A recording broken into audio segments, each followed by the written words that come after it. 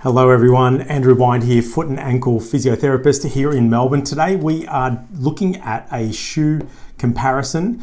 Some of you have written to me and asked me to compare different types of shoes, and what we're going to compare today is the Xero, the brand Xero Barefoot Shoe, versus the Altra, the Altra brand Escalante Racer.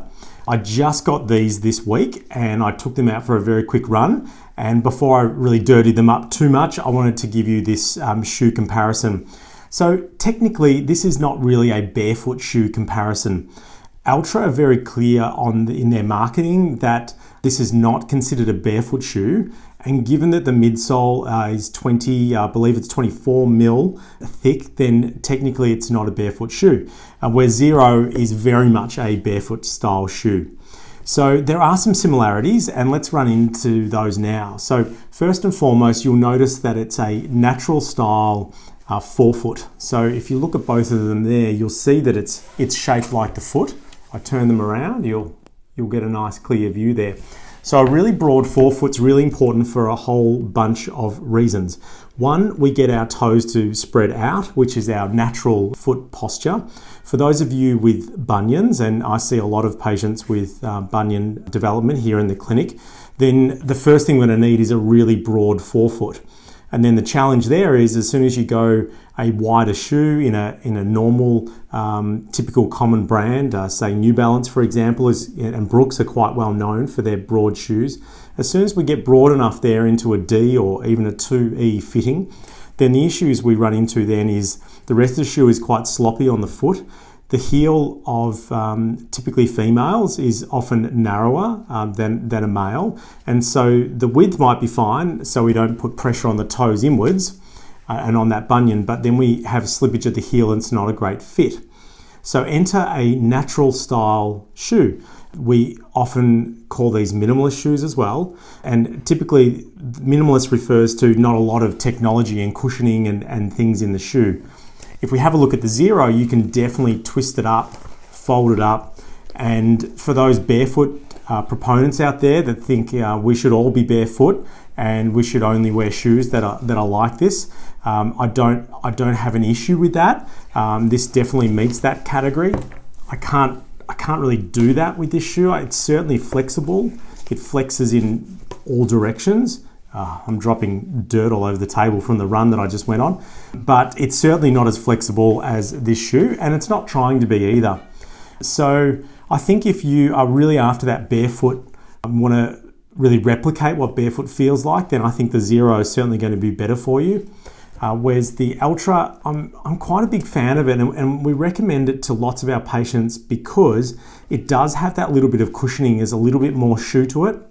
And typically, patients I see in the clinic that have got bunions have also got other forefoot issues. So they might have metatarsalgia or burning underneath the balls of their feet. They might have clawed toes. They might have a Morton's neuroma, which causes burning underneath the forefoot and a sensation of having a stone underneath the foot.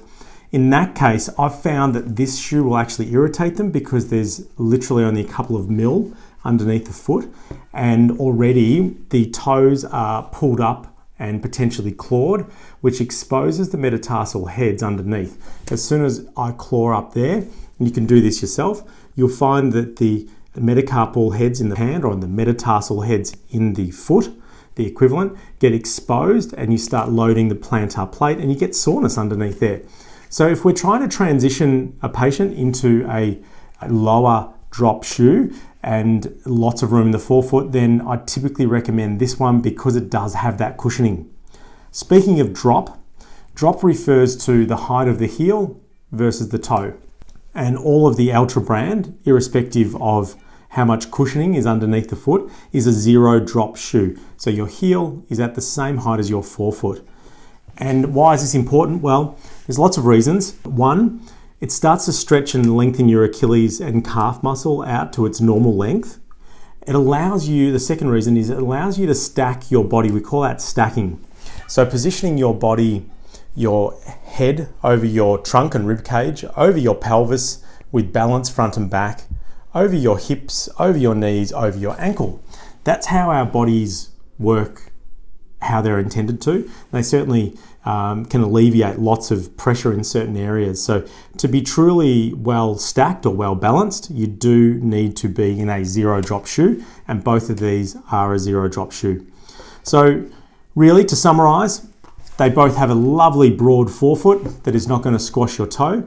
You'll be able to put your toe spacers in there. Our Flamingo Feet easily fit in both of these shoes, which is why we recommend them regularly. They're both zero drop, so you'll be able to be well stacked and well balanced. However, this Altra Escalante Racer has a little bit more cushioning under the entire foot, and for that reason it comes out on top for me for the majority of people, because we get all the benefits and none of the downsides. However, if you want the barefoot true experience, then I'd strongly suggest you have a look at the Xero brand shoe. It is certainly much closer to that barefoot experience. Well, there you have it. There's our two shoes on test this week. If you want me to test any other shoes or give feedback from a physiotherapist point of view, then just pop your notes or questions in the comments below, and I'll be sure to respond to them. We're always coming up with new content to help you and your feet, and make sure you like the channel and subscribe so you don't miss any videos that might be coming in coming weeks. Thanks for watching, and I look forward to chatting with you online.